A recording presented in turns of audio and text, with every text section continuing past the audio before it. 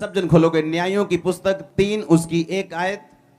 देखा, इजराइलियों में से जितने कनान की लड़ाई में भागी ना हुए थे, उन्हें परखने के लिए यहोवा ने इन जातियों को देश में इसलिए रहने दिया कि पीढ़ी पीढ़ी के इजराइलियों में से जो लड़ाई को पहले ना जानते थे वो सीखें और जान लें।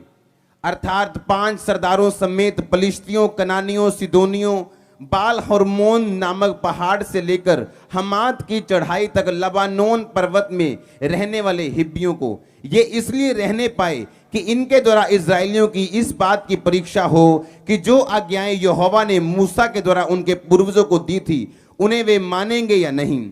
इसलिए इजराइली कनानियों, हित्तियों, अमोरियों, परिज्जियों, हिब्बियों और यबूसियों के बीच में बस गए। तब वे उनकी बेटियां विवाह में लेने लगे और अपनी बेटियां उनके बेटों में विवाह में देने लगे और उनके देवताओं की उपासना करने लगे।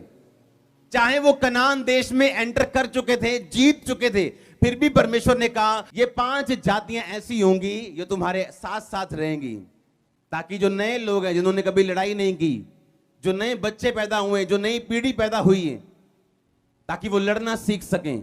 ऐसा एक भी दुश्मन नहीं था उनके आसपास जो परमेश्वर ने उनको मारने के लिए रखा हो। परमेश्वर ने कहा तुम ऑलरेडी कनान में हो। जो वायदा मैंने तुम्हारे साथ किया था कि मैं तुम्हें दूध शहद की नदियों के देश में पहुंचाऊंगा, यू आर ऑलरेडी देयर। तुम पहले ही वहां पहुंच चुके हो। तो बंदा पूछे अगर मैं पहले ही वहां पहुंच चुका तो परमेश्वर ये झमेला काहे का फिर? तू क्यों दुश्मनों को मेरे आसपास रखेगा कि मैं फालतू में उनसे लड़ता रहूं? अगर तूने कनान देश मेरे पिता की लड़ाई की वजह से और अपने हुक्म की वजह से दे दिया है, तो ये 5-6 तरह के दुश्मन मेरे को क्यों दिए? अगर दाऊद के सामने शेर ना आता और वो शेर को ना मारता, अगर भालू उसके सामने ना आता और वो भालू को ना मारता, तो एक दिन गोलियत भी उसके हाथों से नहीं मरता। वो राजा के सामने गया, राजा को बोलते थे कि राजा एक बंदा, एक छोटा सा लड़का आया, यंग सा, वो कह रहा है कि मैं उस राजा को मार दूंगा।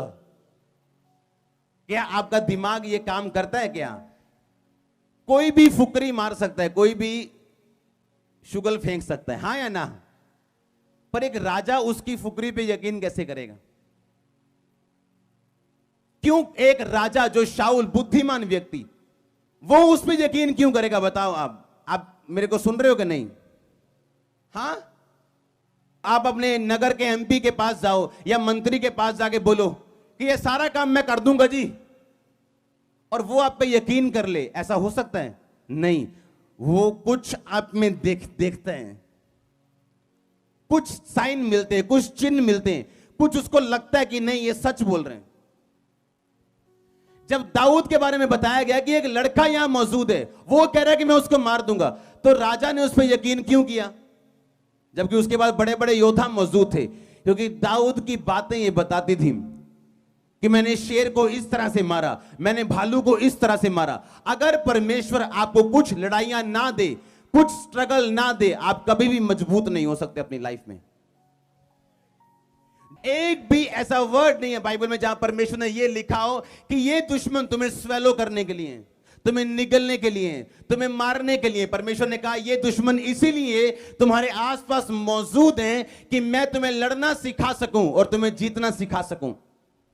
कुछ चुनौतियां आपकी लाइफ में इसीलिए मौजूद हैं कि आप उन्हें लड़ सकें और आप जीत सकें, और आप में इतना कॉन्फिडेंस और फेथ पैदा हो जाए कि आप बड़े बड़े काम कर सकें। इसलिए उन लोगों का कभी गुस्सा मत करो जो आपके दुश्मन हैं, जो आपके खिलाफ बोलते हैं।